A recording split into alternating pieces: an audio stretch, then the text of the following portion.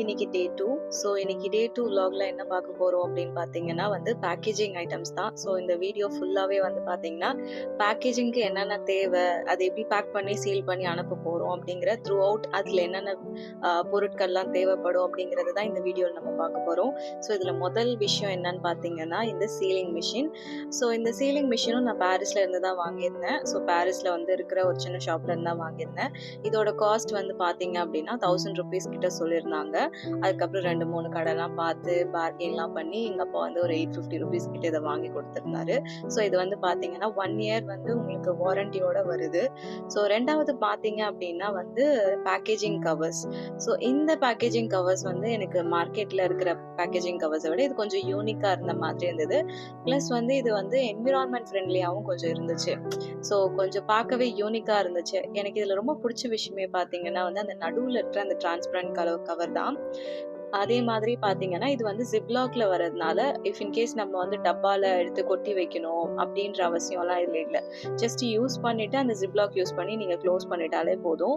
இதுலேருந்து உங்களுக்கு வந்து எதுவுமே வந்து கீழே வந்து கொட்டாது, பூச்சி வராது, எதுவுமே இல்லாமல் ரொம்ப சேஃபாக இருக்கும் உங்களுக்கு. ஸோ இதுவும் வந்து பார்த்தீங்கன்னா வந்து 200 grams and 100 grams இருக்குது இது. ஸோ இதில் வந்து பார்த்தீங்கன்னா எல்லா வெரைட்டிஸ்லையுமே கிடைக்கும். அரௌண்ட் வந்து 1 kg 2 kg வரைக்கும் கூட வந்து இதில் அவைலபிள் இருக்கு.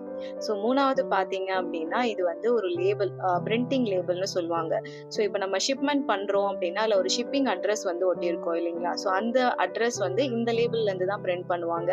ஸோ அதுவுமே நான் உங்களுக்கு வந்து அந்த பிரிண்டிங்கும் நான் உங்களுக்கு கூடிய சீக்கிரத்தில் வீடியோவை அப்லோட் பண்ணி காமிக்கிறேன். கடைசியாக பார்க்க போகிறது என்னன்னு பார்த்தீங்கன்னா வெயிட் மிஷின். ஸோ இந்த வெயிட் மிஷினும் நான் வந்து அதே பேக்கேஜிங் கடையிலேருந்து தான் வாங்கியிருந்தேன். அந்த முன்னாடி காமிச்சேன் இல்லைங்களா, அந்த கவர் வாங்கின இடத்துலேருந்து தான் இதையும் நான் வாங்கியிருந்தேன். ஸோ இது வந்து கண்டிப்பாக நமக்கு தேவைப்படும். மசாலா ஐட்டம்ஸ் பேக் பண்ணுறப்போ கண்டிப்பாக எவ்வளோ கிராமில் நம்ம பேக் பண்ணுறோம் அப்படிங்கிறதுக்கு கண்டிப்பாக ஒரு வெயிட் மிஷின் தேவைப்படும். அதனால நான் இதை வாங்கியிருந்தேன்.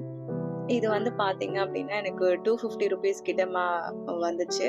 ஸோ வாங்கின காசுக்கு கண்டிப்பாக இது ஒர்த்து தான். ஸோ இது வந்து பேட்டரியில் வந்து ரன் ஆகுறதுனால அவங்களே எனக்கு இன்பில்ட்டாக பேட்டரியுமே போட்டு கொடுத்துட்டாங்க.